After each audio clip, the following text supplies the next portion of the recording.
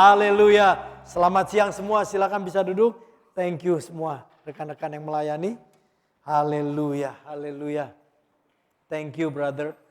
Thank you semua rekan-rekan yang melayani. Oh, thank you. Thank you bro. Thank you ya. Haleluya. Puji Tuhan ya. Shalom juga untuk semua rekan-rekan yang beribadah melalui live streaming. Senang menjumpai brother sister melalui online. Dan hope kalau Anda yang ada di Jepang atau tidak jauh dari Tokyo, Anda bisa beribadah on-site juga. Yang rekan-rekan yang mungkin jauh di luar negeri, shalom to you and one day kita boleh jumpa face to face ya. Praise the Lord. Senang menjumpai seluruh jemaat Tuhan. Dan saya bersyukur dan percaya bahwa jemaat Tuhan adalah jemaat yang terus boleh mengasihi Tuhan dan setia kepada Tuhan. Amin. Haleluya. Saudara, tadi kita menyanyikan ya. Bangkit, serukan nama Yesus. Kemudian kita buat iblis gemetar.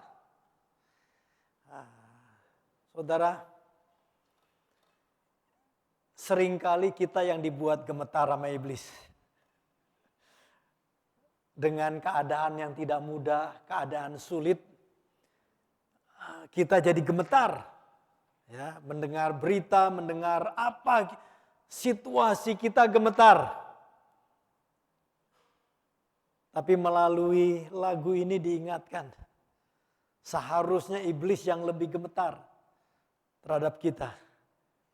Masalahnya dia bisa lihat kita nggak bisa lihat iblis. Betul ya saudara ya? Dia bisa lihat kita nggak bisa lihat dia. Tapi saya beritahu, sebenarnya dia juga gemetar. Dia berharap saudara tidak tahu posisimu di dalam Yesus. Sebab orang yang tahu posisi di dalam Yesus, dia tahu nama Yesus, nama yang berkuasa di alam roh, di bumi dan di bawah bumi. Haleluya, berikan tepuk tangan buat Tuhan Yesus. Ya. Jadi ingat, kalau saudara mulai gemetar, iblis pun sebenarnya juga gemetar. Cuma dia nggak kelihatan. Dia lihat kita gemetar, dia bikin pojok kita. Tapi sebenarnya dia pun gemetar. Pastikan saudara dan saya boleh ingat nama Yesus sudah diberikan kepada saudara dan saya. Sehingga kita ini di dalam keluarga Yesus. Yesus our big brother. Kakak kita yang sulung itu Yesus. Ya. Dan dia sudah rela berkorban demi kita dan memberikan nama di atas segala nama. Jadi by the grace of God, kita boleh terus ingat siapa kita di dalam Yesus. Sehingga apapun yang saudara dan saya hadapi, kita boleh teguh, tidak goyang, dan kita membuat iblis gemetar. Haleluya. Berikan tepuk tangan kepada Tuhan kita sekali lagi. Haleluya. God bless. Amin. Kita buka di dalam kitab Matius pasal 4. Matius pasal 4 ayat 25. Matius pasal 4 ayat 25. Kita mulai baca. Haleluya. Praise the Lord. Saya boleh diingatin yang mana nih mejanya gini ya? Mungkin ya. Alright. Ya.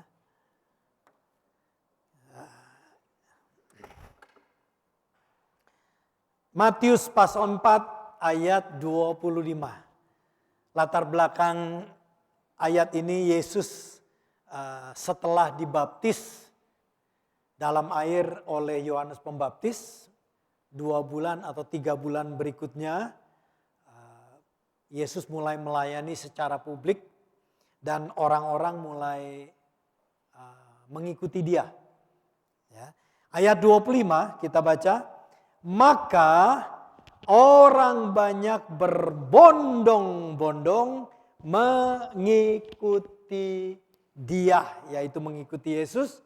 Mereka, yaitu orang-orang banyak yang berbondong-bondong itu, mereka datang dari Galilea. Galilea itu satu wilayah kayak provinsi. Dan dari Dekapolis. Dekapolis juga satu seperti provinsi daerah yang besar. Dari Yerusalem. Yerusalem ibu kota. Jadi kalau kita bilang Tokyo, ya. Dari Yudea. Yudea juga daerah yang luas. Itu satu provinsi yang luas. Dan dari seberang sungai Yordan atau seberang Yordan. Itu juga daerah yang luas. Ya. Mereka datang berbondong-bondong mengikuti dia dari berbagai daerah. Ya. Di sini ada yang datang dari Kanagawa. Ya. Beberapa rekan kita dari Kanagawa, ada yang datang dari Chiba. Di sini ada yang Chiba? Tidak ada ya? Belum ada Chiba. Yang datang dari Tokyo ada beberapa. Mungkin juga banyak yang datang dari provinsi Saitama, dari berbagai kota, ya, Kawaguchi, Kawagoe, Niza, ya, dari tempat yang lain lagi. Why you come here? Kenapa kita ini datang ke sini, saudara?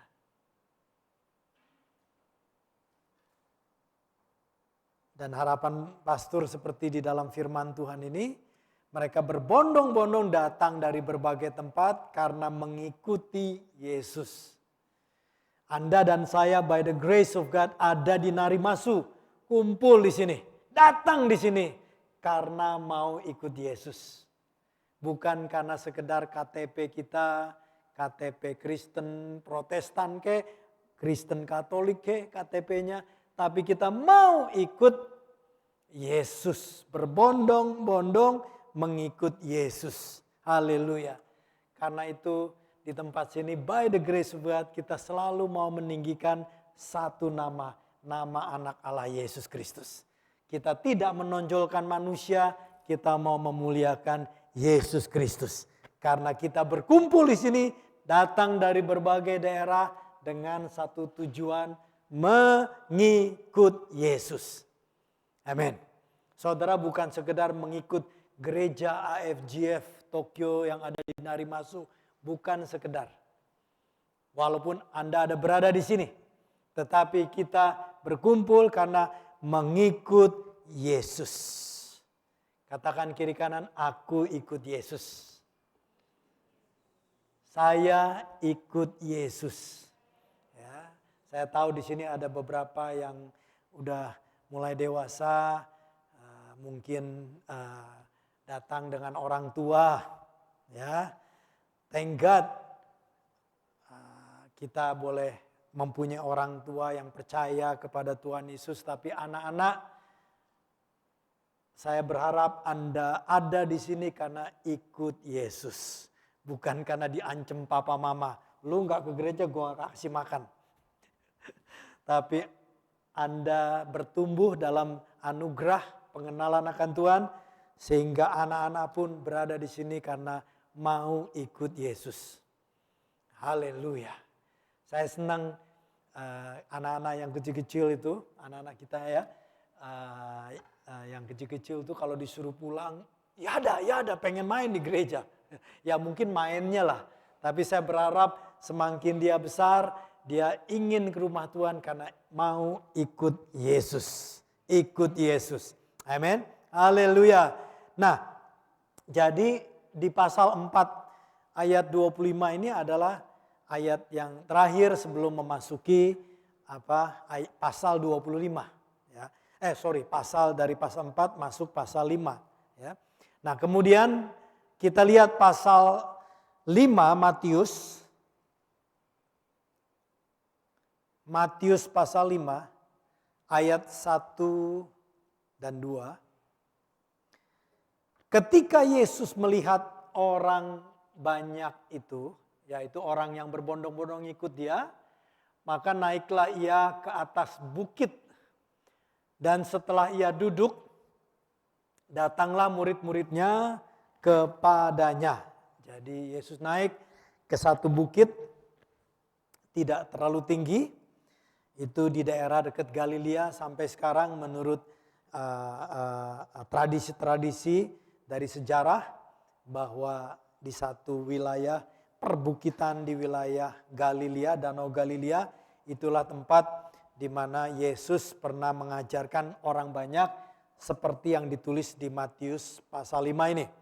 Dia naik ke atas bukit dan duduk, dan murid-muridnya yang berbondong-bondong dari berbagai daerah datang juga di situ. Dan ayat 2, maka Yesus pun mulai berbicara dan mengajar mereka. Ia mulai berbicara dan mengajar. Jadi kalau Yesus berbicara, itu pengajaran. Kalau dia cerita, itu pengajaran. Kalau dia melakukan sesuatu, itu pengajaran. Jadi kalau Anda dan saya membaca firman Tuhan, apalagi tentang Yesus dalam perjalanan kehidupan dia di bumi ini, setiap tindakan, setiap perkataan adalah pengajaran buat kita. Dan di sini dia mulai berbicara dan mengajar. Kalau Anda baca di rumah pasal 5, 6, dan 7 itu adalah pengajaran Yesus di atas bukit. 3 pasal. Pasal di Matius pasal 5, Matius pasal 6, Matius pasal 7, dia sedang mengajar di tempat yang sama. Dia sedang mengajar banyak hal. Dia berkhotbah mungkin 1 hari itu dipadatkan. Ya, dia mengajar banyak hal. Dan kita ambil sebagian saja saudara. Yaitu tentang pasal 5. Nanti kita akan, pastor akan khotbah berseri di pasal 5 ayat 1 sampai 12. Yaitu tentang pengajaran Yesus di bukit ini mengenai yang disebut berbahagia. Berbahagia di dalam bahasa Grekanya makarios, yang diterjemahkan dalam bahasa Indonesia atau Inggris atau bahasa apapun, ada 2 pengertian. Makarios berarti bahagia, makarios juga berarti diberkati. Jadi Yesus mengajar tentang bagaimana kita ini mencapai kebahagiaan. Sini semua dari kita ingin hidup bahagia. Betul lah? Kalau enggak mau, saya doain. Ya, hopefully doa saya manjur. Tapi semua pengen bahagia. Kita juga pengen mengalami hidup diberkati. Ternyata hati Tuhan kita juga begitu. Sehingga dia mengajar itu bagaimana kita boleh mengalami bahagia. Kita boleh mengalami hidup diberkati. Masalahnya bahagia dan diberkati seringkali konsepnya adalah konsep dari latar belakang kita, kebudayaan kita, atau dari orang-orang, pendapat-pendapat para ahli. Zaman sekarang ini ada yang disebut influencers. Ya, kata influencer, betul kan? Anda dan saya semua mungkin di seluruh dunia ini hampir semuanya udah mulai mengenal kata influencers. Ya, begitu banyak. Bahkan bocah-bocah mau jadi influencer. Sampai nenek-nenek menjadi influencer. Semua pengen jadi influencer. Karena kalau dia berhasil bisa menghasilkan uang. Ya. Bahkan ada influencer yang menjual kesedihan. Pernah dengar? Ada yang jual kesedihan itu. Sampai mandi dengan lumpur katanya. Ya. Waktu saya baca artikelnya ternyata yang memulainya berpikir dia mau menjual kesedihan. Supaya jadi influencer. Jadi begitu banyak di dunia ini segala rupa diusahakan untuk mempengaruhi. Influencer itu dalam bahasa Inggris pengaruh. Jadi orang-orang yang membawa pengaruh. Hati-hati. Mungkin kita tidak sadar bisa terpengaruh. Hati-hati. Yesus mau mengajar kebahagiaan dan hidup diberkati dalam pandangan Tuhan. Bukan dengan pandangan dunia, pandangan manusia. Sebab kalau kita bicara pandangan dunia, ratusan mungkin ribuan pendapat bagaimana hidup bahagia itu. Bagaimana hidup diberkati itu. Ini belum lama ini ada artikel. Dan ini benar ditulis di koran besar. Bahkan masuk ke dalam koran internasional besar. Ada orang muda yang kalau dilihat dari wajahnya mungkin sekitar di bawah 30. Ya. Jadi mungkin 27, 28 begitu. Dan dia bilang begini saudara. Dalam bahasa Inggris saya terjemahkan artikelnya begini, di interview dia. Dia bilang begini judulnya ini, kalau kamu sudah mencapai umur 20-an, yaitu mulai umur 20 sampai 29, itu kan 20-an ya. Dan umur segitu Anda tidak punya mobil Lamborghini, maka engkau harus memikir apakah hidupmu ini salah. Sini ada yang punya mobil Lamborghini. Nah bagi sebagian mungkin anak muda tahu Lamborghini. Kalau yang mungkin yang sudah senior-senior, apa itu pastor? Lamborghini, itu mobil mewah. Dan saya juga penasaran mahalnya segimana sih. Jadi saya cek Lamborghini itu. Harga Lamborghini bukan pas mau beli ya. Tapi saya cek katanya mahal. Terus saya cek harga rata-rata tahun 2022. Jadi baru 1-2 bulan yang lalu harganya ini. Yang paling murah, standar yang paling murah itu adalah 220.000 US dollar. Jadi kira-kira sekitar 26 juta, 27 juta yen. Mobil itu standar yang paling murah. Kalau ada plus opsi-opsi yang lain tambah naik. Ya. Jadi orang yang disebut dirinya sebagai influencer, dia bilang di artikel itu, kalau kamu umur 20 sampai 29 tidak punya Lamborghini, ada yang salah hidupmu. Nah model saya yang sudah umur 61, belum punya Lamborghini, sudah telat. Saya senyum tapi ya ini ekstrim. Saya berharap tidak ada yang percaya. Tapi kadang-kadang perkataan itu mulai mempengaruhi. Membuat orang yang tadinya naik Toyota tiba-tiba merasa, wah aku ada yang salah nih. Aku umur 25 masih naik Toyota. Nothing wrong with Toyota. Saya juga naik Toyota. Nah, hati-hati. Perkataan-perkataan itu bisa mempengaruhi saudara. Apa yang kita lihat dengan mata bisa mempengaruhi. Dunia ini berusaha membuat standar dalam kehidupan kita. By the grace of God, kita hanya mau ikuti standar Alkitab. Kita mau mengikuti satu standar Allah tentang hidup bahagia, hidup diberkati. Mari kita lihat di ayat 3. Yesus mulai mengajar orang-orang yang mengikuti dia.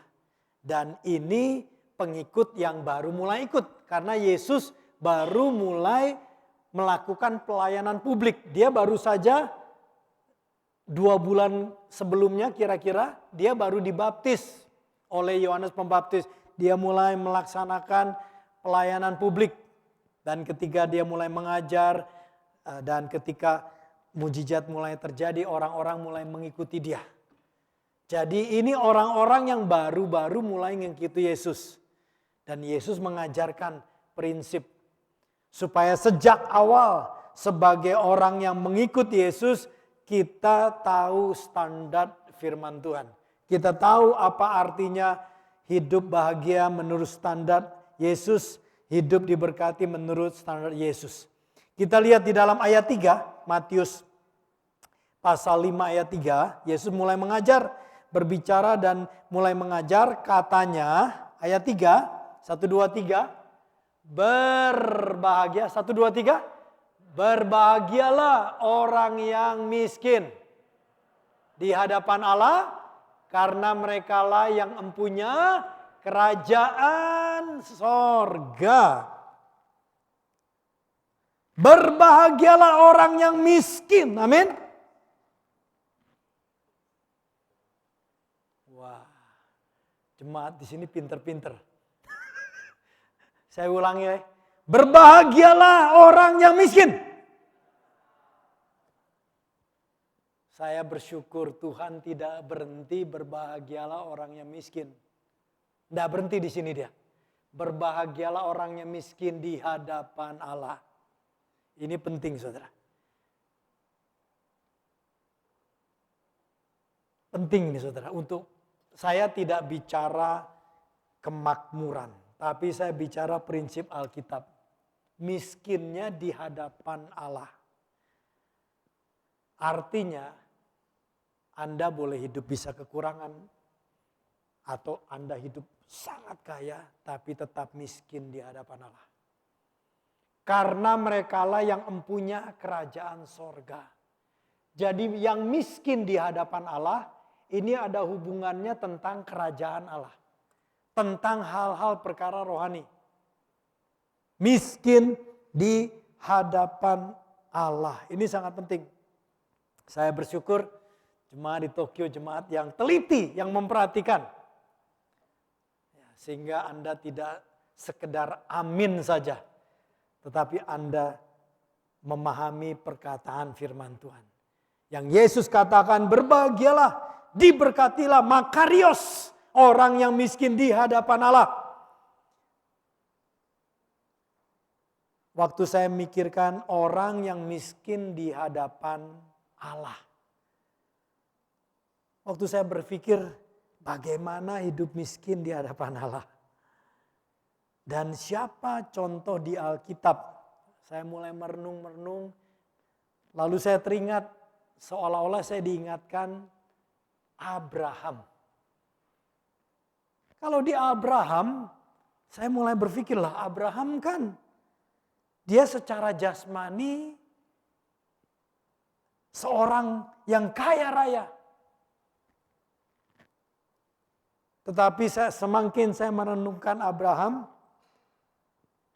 Tuhan mengajar saya, walaupun dia secara jasmani dia kaya, tapi dia juga seorang yang miskin di hadapan Allah.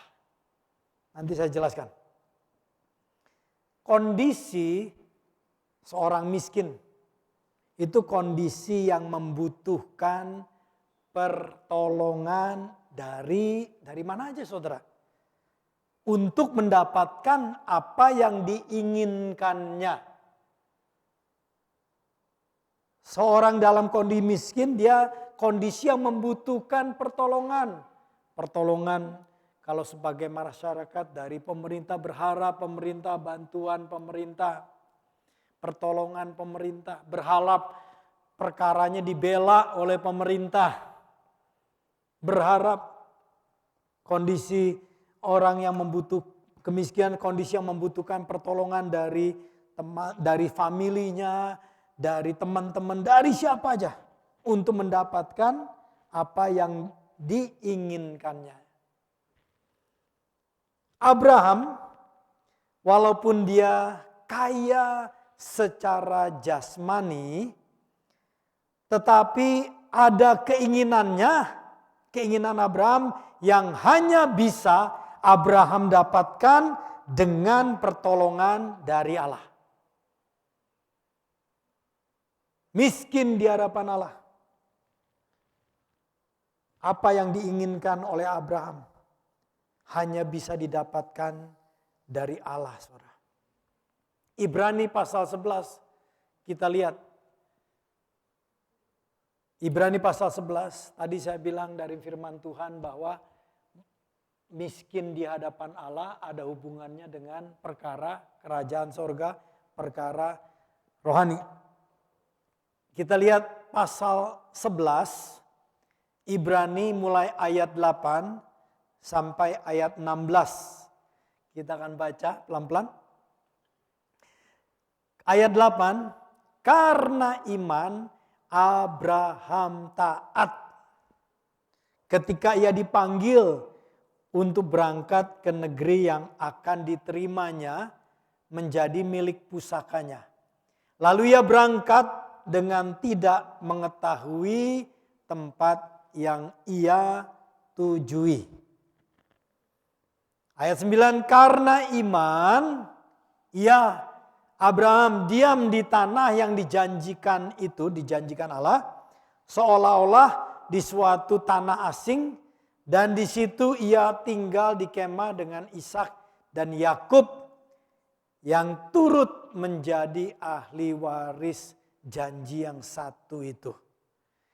Ayat 11, sebab Abraham menanti-nantikan kota yang mempunyai dasar yang direncanakan dan dibangun oleh Allah.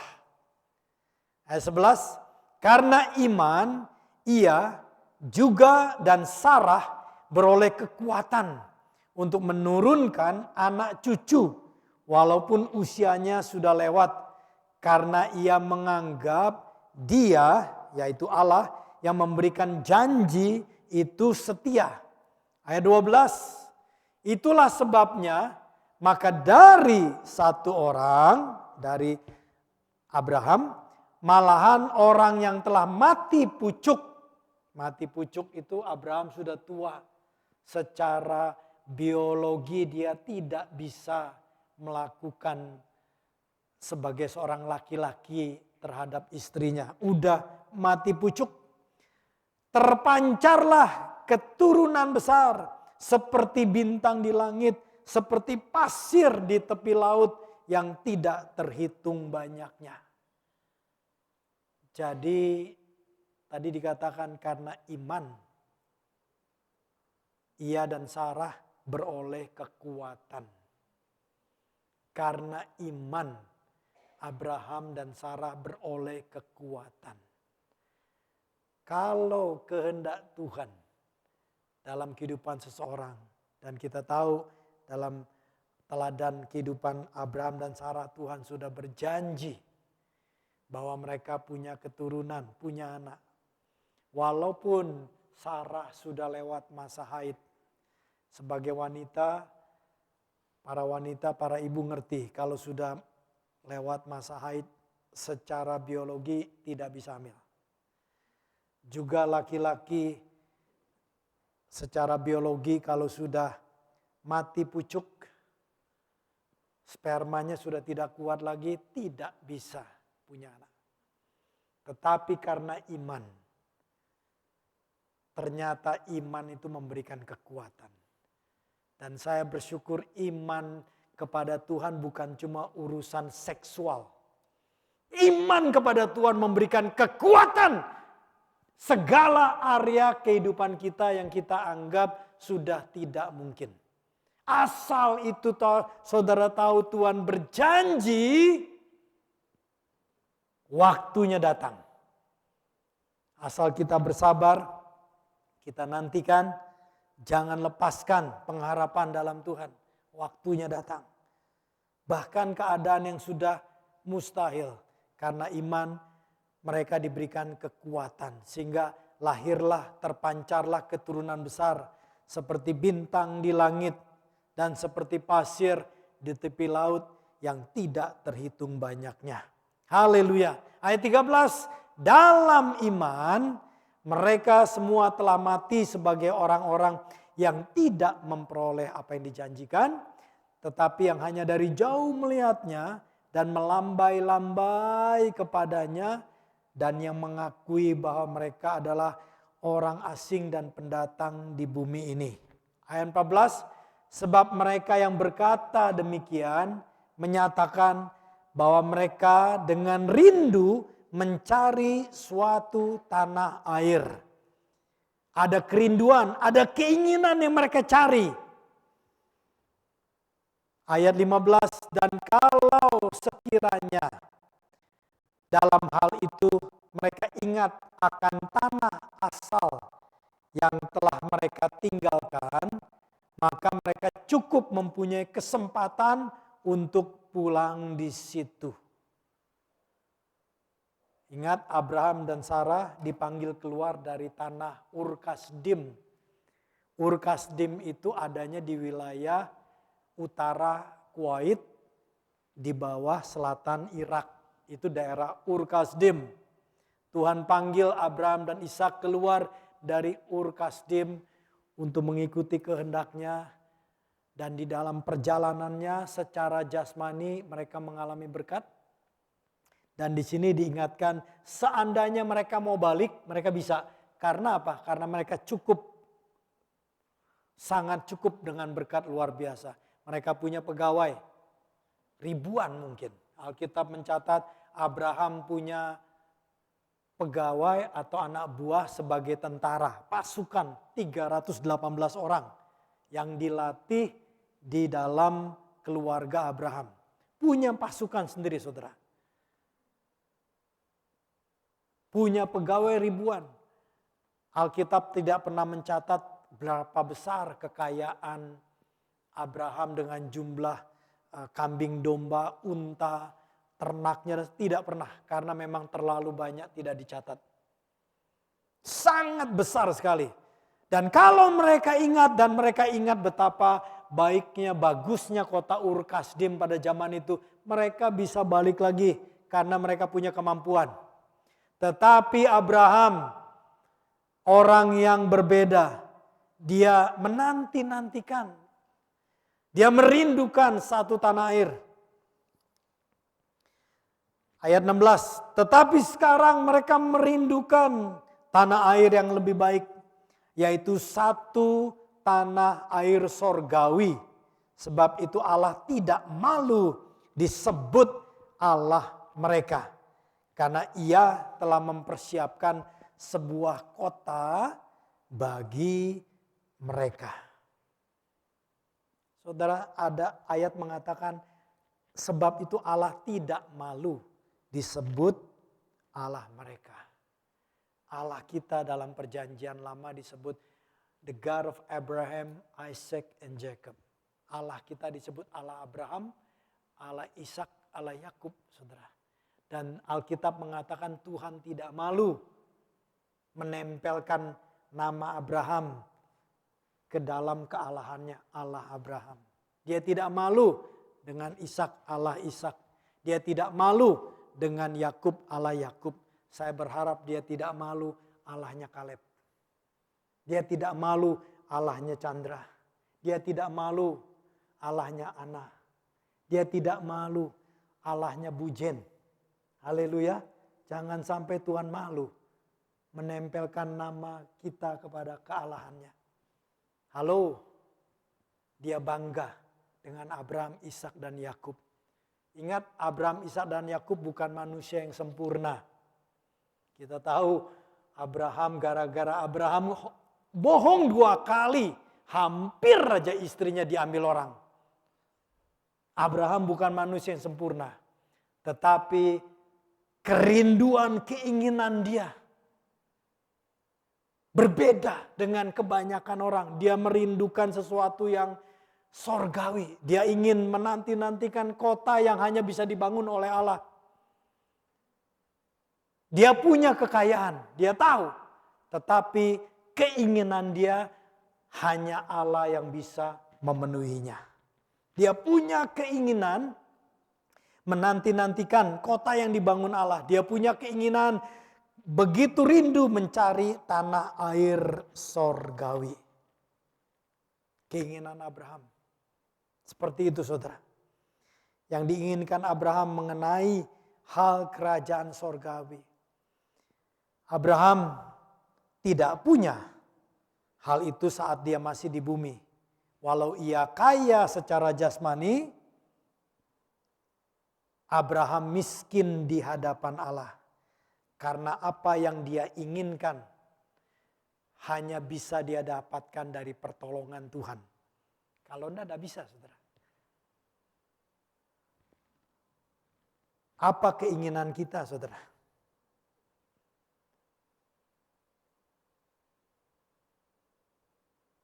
Jangan sampai keinginan kita merasa bahagia kalau aku begini. Aku akan bahagia kalau gajiku 10 kali lipat dari sekarang. Bisa saja begitu Anda mencapai 10 level, ada unsur kebahagiaan. Anda mungkin bisa beli Lamborghini. Anda mungkin bisa jalan-jalan setiap bulan ke luar negeri. Tapi saya kasih tahu, kalau itu yang membuat Anda bahagia, ketika Anda sudah punya Lamborghini, ngelihat Pastor Caleb naik jet pribadi, Anda nanti, waduh Pastor Caleb, waduh. Anda akan bahagia, gak bahagia lagi. Oh, aku akan bahagia kalau aku menikah dengan si A. Haleluya, Anda akan mencapai satu kebahagiaan, titik sesuatu. Tetapi kalau itu yang menjadi andalan kau bahagia ketika engkau menikah 1 tahun, 2 tahun, kelihatan belangnya, kelihatan aslinya. Anda bisa kecewa.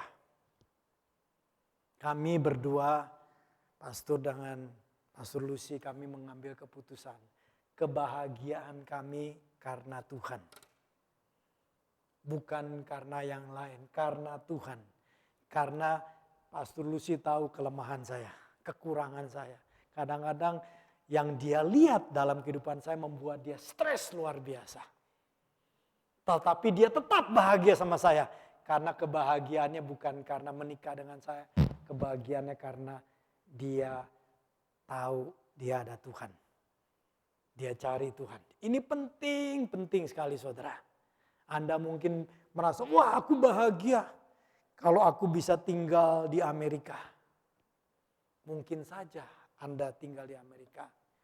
Mungkin beberapa bulan pertama, beberapa tahun pertama. Setelah itu Anda bisa kecewa. Karena ternyata Amerika bukan sorga. Carilah kebahagiaan karena firman Tuhan di dalam prinsip ini hidup miskin di hadapan Tuhan. Cari perkara-perkara yang berhubungan dengan perkara sorgawi. Yesus berkata begini, saudara. Matius pasal 6 ayat 23 yang sering kita dengar. Carilah terlebih dahulu hal-hal kerajaan sorga dan kebenaran. Maka segala yang kau butuhkan akan Tuhan cukupi.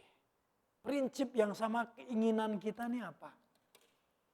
Oh, saya akan bahagia kalau saya bisa masuk ke Jepang, tinggal di Jepang. Ternyata setelah kerja di Jepang, stresnya luar biasa.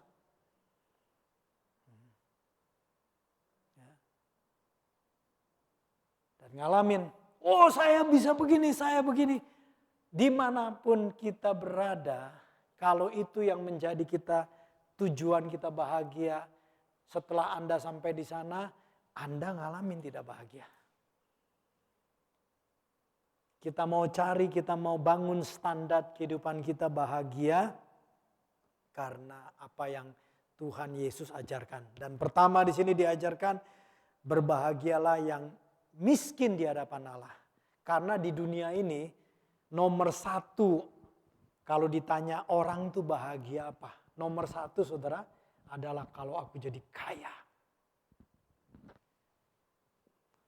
Yesus mengajarkan engkau bahagia kalau engkau jadi miskin di hadapan Allah. Miskin di hadapan Allah. Kita lihat Abraham punya keinginan yang luar biasa. Dia rindu kota yang dibangun oleh Allah. Dia menanti-nantikan kota itu. Dia mencari tanah air sorgawi. Kolose pasal 3 ayat 1. Kolose pasal 3 ayat 1. mengajar kita prinsip yang sama. Kolose pasal 3 ayat 1 dan 2 kita baca bersama-sama 1, 2, 3.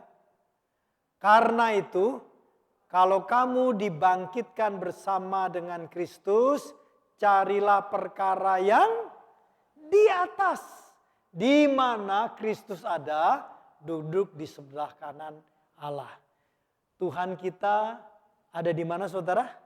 Secara jasmani Tuhan Yesus ada di sorga di sebelah kanan tata Allah Bapa yang mulia.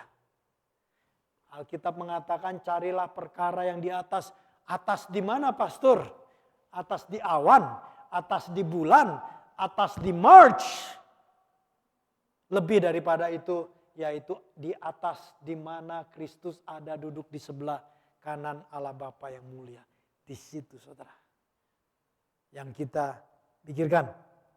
Ayat 2. Mengajar yang sama. 1, 2, 3.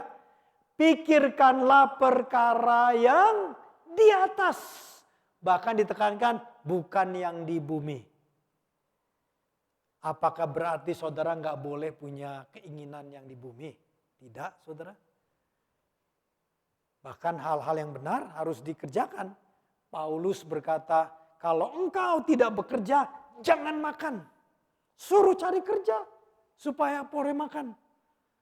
Kalau memang suruh jangan mikirin di bumi, puasa aja semua saudara.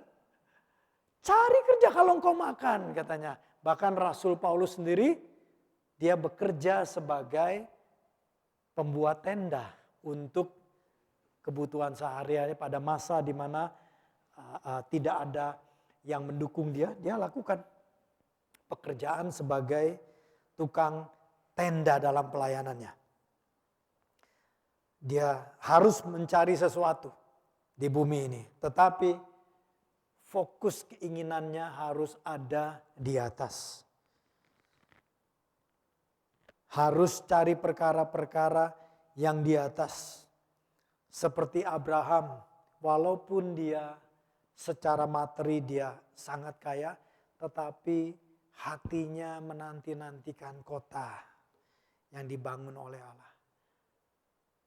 Sambil dia bersama pegawainya merawat, mungkin mengembangkan ternak-ternaknya berjalan, dia selalu mikir. Sambil dia jalan, dia mikir, Tuhan kapan ya Tuhan kota yang akan kau bangun Tuhan.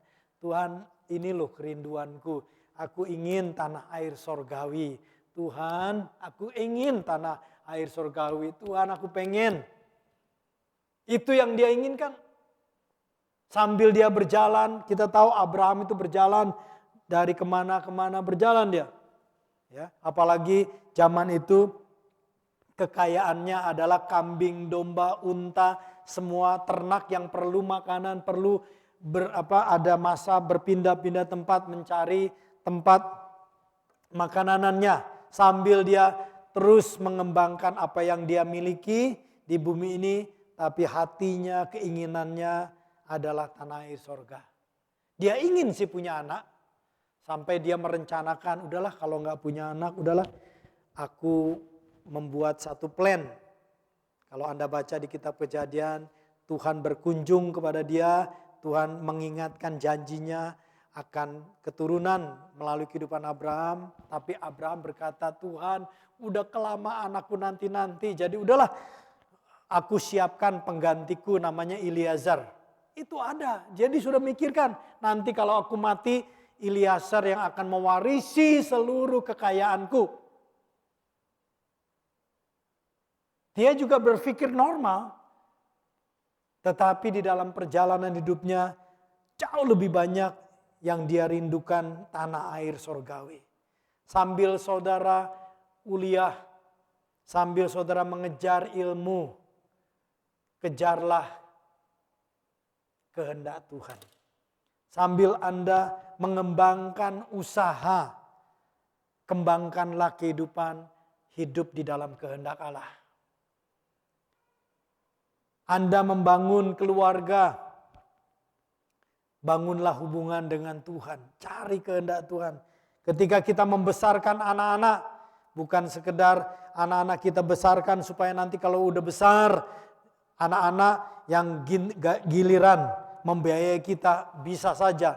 Tetapi lebih daripada itu, kita besarkan anak supaya anak-anak kita hidup di dalam jalan-jalan Tuhan. Haleluya. Apa keinginan kita? Pada intinya saudara saya tuliskan, apa yang kita kerjakan di bumi ini seharusnya ada efeknya dengan yang di sorga. Haleluya. Apa yang kita kerjakan di bumi ini seharusnya ada efeknya dengan yang di sorga. Apapun pekerjaan kita, rindukan kita bersama Tuhan, rindukan satu relationship bersama Tuhan. Rindukan orang-orang bisa melihat Tuhan melalui hidup Anda, hidup kita. Haleluya. Yang berikut kita lihat dalam kehidupan Abraham. Tadi saya bilang Abraham punya keinginan hal-hal kerajaan sorga, hal-hal rohani. Sehingga dia miskin di hadapan Tuhan karena dia tahu hanya Tuhan yang bisa memenuhi apa yang dia inginkan itu. Tanah air surgawi. Kota yang dibangun oleh Allah. Hanya Allah yang bisa memberikan itu bagi dia. Yang kedua kita lihat Abraham ini hidup mengandalkan Tuhan. Mengandalkan Tuhan. Kejadian pasal 14. Kejadian pasal 14. Kejadian pasal 14 kita mulai baca ayat 17. Latar belakang perikop ini adalah bahwa Abraham mendengar bahwa keponakannya Lot bersama keluarganya yang tinggal di daerah Sodom dan Gomora telah menjadi tawanan oleh Raja Kedorlaomer dan raja-raja yang lain karena orang-orang itu menyerang kota Sodom dan Gomora dan sekitarnya dan mengalahkan kerajaan Sodom dan sekitarnya. Kemudian Abraham pergi membela keponakannya itu dan berperang dan mengalahkan orang-orang yang menawan Lot. Kita lihat ayat 17. Setelah Abraham kembali dari mengalahkan Kedorlaomer, Raja Kedorlaomer dan para raja yang bersama-sama dengan dia, maka keluarlah Raja Sodom menyongsong dia ke lembah Syawe, yakni lembah raja. Jadi waktu Abraham pulang kembali ke daerahnya, mau kembali ke daerahnya, dia akan melewati satu lembah namanya lembah Syawe, lembah raja. Dia sudah mengalahkan Kedorlaomer dan raja-rajanya, artinya segala harta benda yang menjadi rampasan daripada Kedorlaomer dan para raja yang mengikutinya semuanya menjadi milik Abraham karena dia yang menang perang. Ya. Nah, ketika tiba di lembah raja itu, Raja Sodom menyongsongnya. Ya. Kemudian ayat 18, sebelum ketemu dengan Raja Sodom di lembah raja itu, rupanya dia ketemu dulu dengan seorang yang bernama Melkisedek. Ayat 18. Kita baca. Dia berjumpa dengan Melkisedek ini. Melkisedek Raja Salem. Salem itu Yerusalem. Jadi Melkisedek ini menjadi raja di wilayah yang sekarang ini Yerusalem. Melkisedek membawa roti dan anggur. Ia seorang imam Allah yang maha tinggi. Ayat 19 kita baca bersama-sama. Lalu ia memberkati Abraham dan berkata, diberkatilah apa? Abraham, diberkatilah kiranya Abraham oleh Allah yang maha tinggi, pencipta langit dan bumi. Pertama, Raja Melkisedek ini berkata, engkau diberkati oleh Allah yang maha tinggi, pencipta langit dan bumi. Kemudian di ayat 20, kita baca 1, 2, 3, ayat 20. Dan terpujilah Allah yang maha tinggi yang telah menyerahkan musuhmu ke tanganmu.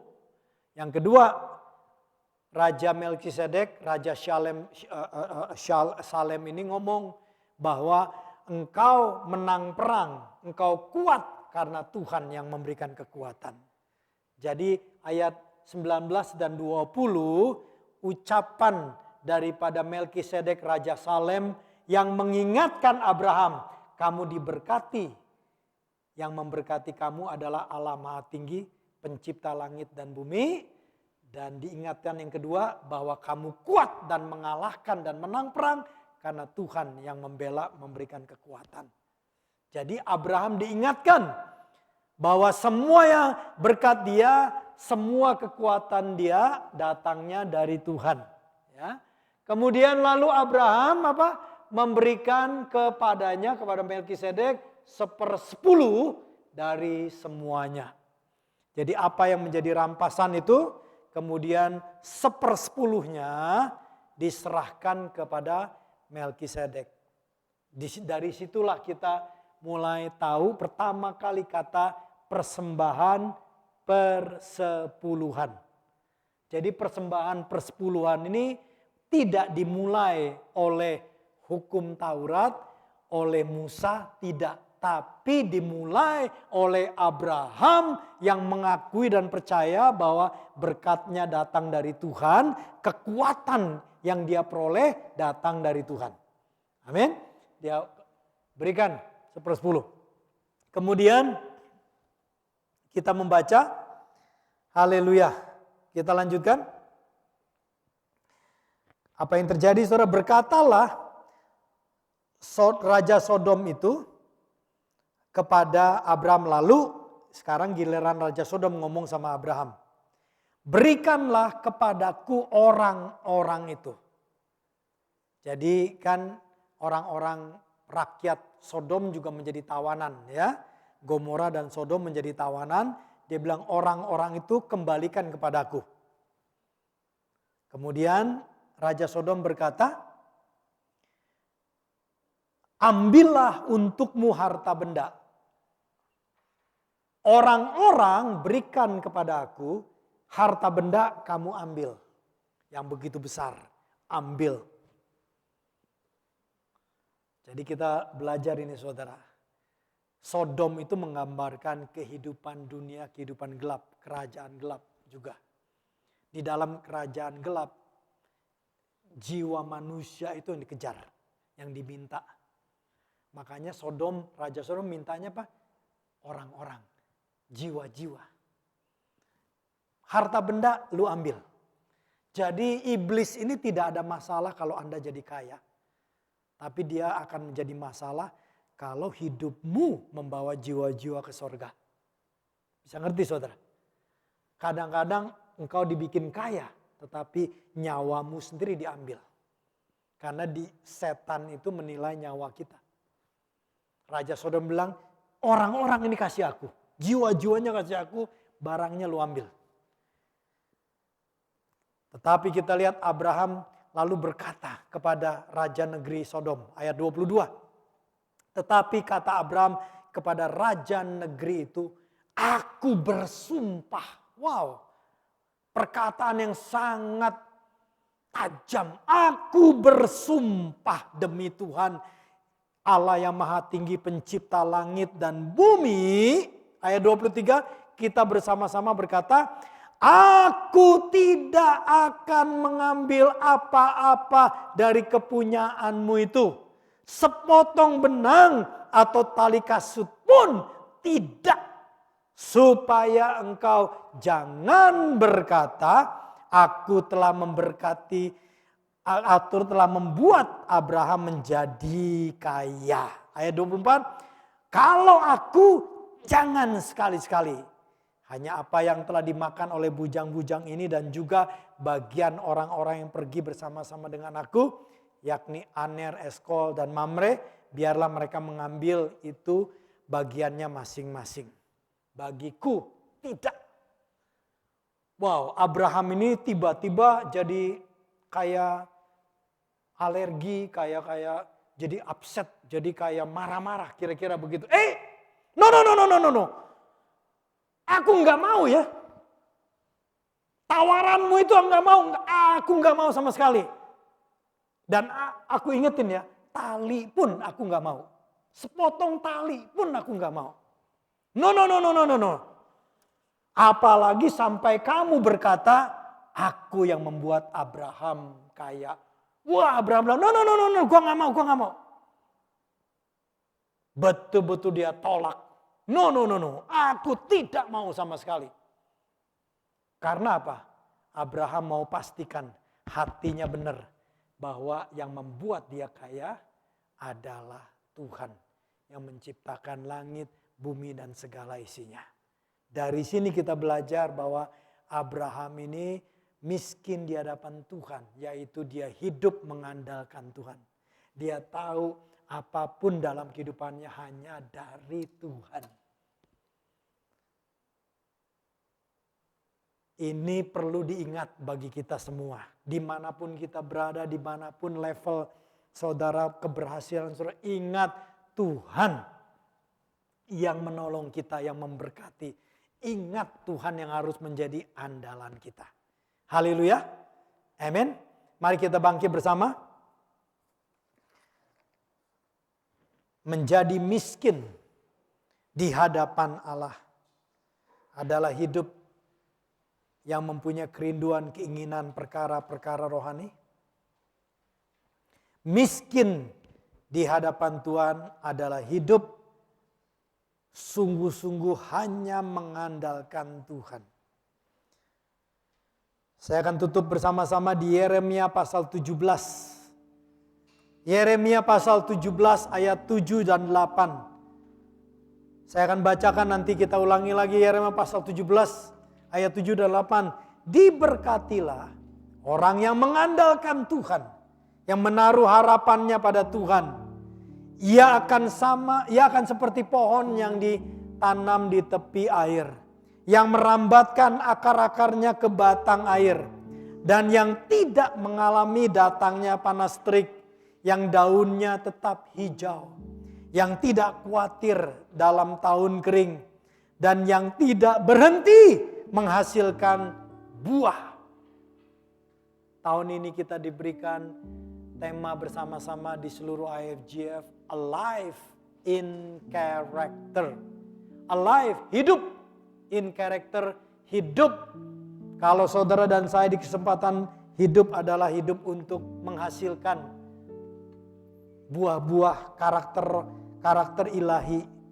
Kalau kita diberikan kesempatan hidup, kita diberikan kesempatan untuk memperlihatkan karakter ilahi kepada orang-orang di sekeliling kita.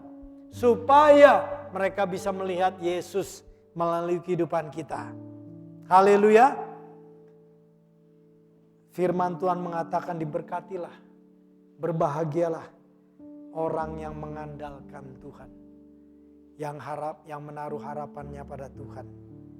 By the grace of God, kiranya kita boleh menjadi pribadi seperti ini. Kita akan baca bersama-sama orangnya, kata orang dan kata ia diganti nama kita sendiri, nama Anda sendiri. 1, 2, 3. Diberkatilah Kaleb yang mengandalkan Tuhan, yang menaruh harapannya pada Tuhan. Kaleb akan seperti pohon yang ditanam di tepi air, yang merambatkan akar-akarnya ke tepi batang air, dan yang tidak mengalami datangnya panas terik, yang daunnya tetap hijau, yang tidak khawatir dalam tahun kering, dan yang tidak berhenti menghasilkan buah. Sekali lagi, 1, 2, 3. Diberkatilah Kaleb yang mengandalkan Tuhan, yang menaruh harapannya pada Tuhan. Nama Anda, Kaleb, akan seperti pohon yang tanam di tepi air, yang merambatkan akar-akarnya ke tepi batang air, yang tidak mengalami datangnya panas terik, yang daunnya tetap hijau, yang tidak khawatir dalam tahun kering, dan yang tidak berhenti menghasilkan buah. Saya berharap tahun ini ayat ini menjadi ayat yang saudara dan saya kita hafalkan.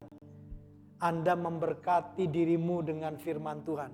Kalau Anda bangun tidur, malam tidur, mau tidur, ngomong, diberkatilah Chandra, orang yang mengandalkan Tuhan. Diberkatilah orang yang menaruh harapannya pada Tuhan. Diberkatilah. Ucapkan berkat firman Tuhan ke dalam hidup kita, ke dalam kehidupan keluarga kita. Dan Tuhan berjanji kita tidak akan berhenti menghasilkan buah. Tahun ini by the grace of God kita boleh menghasilkan buah-buah karakter ilahi juga. Haleluya. Haleluya. Tuhan terima kasih. Haleluya. Kami mau belajar untuk menaruh dalam pikiran kami perkara-perkara yang di atas, perkara-perkara yang rohani. Sambil kami melakukan kegiatan kami yang normal selama kami hidup di dunia ini, kami juga mau pikiran kami menginginkan, merindukan perkara-perkara rohani. Kami rindu tanah air sorgawi. Kami rindu Tuhan, kota yang Tuhan sendiri bangun. Kami rindu Tuhan, seperti Bapak Abraham, kami merindukannya Tuhan. Terima kasih kalau kami boleh membangun usaha, tapi kami merindukan kota yang Engkau bangun ya Tuhan. Kami juga Tuhan mau hidup mengandalkan Engkau. Ingatkan kepada kami, bukan karena kami mampu, bukan karena koneksi kami, bukan karena kekuatan kami, bukan karena keuangan kami, tetapi Tuhanlah yang memberkati kami. Tuhanlah yang memberikan kami kekuatan untuk melewati segala tantangan dalam kehidupan ini. Kami mau, aku mau hidup mengandalkan Tuhan. Haleluya. Di dalam nama Tuhan Yesus Kristus. Amin. Amin. God bless you all. Silakan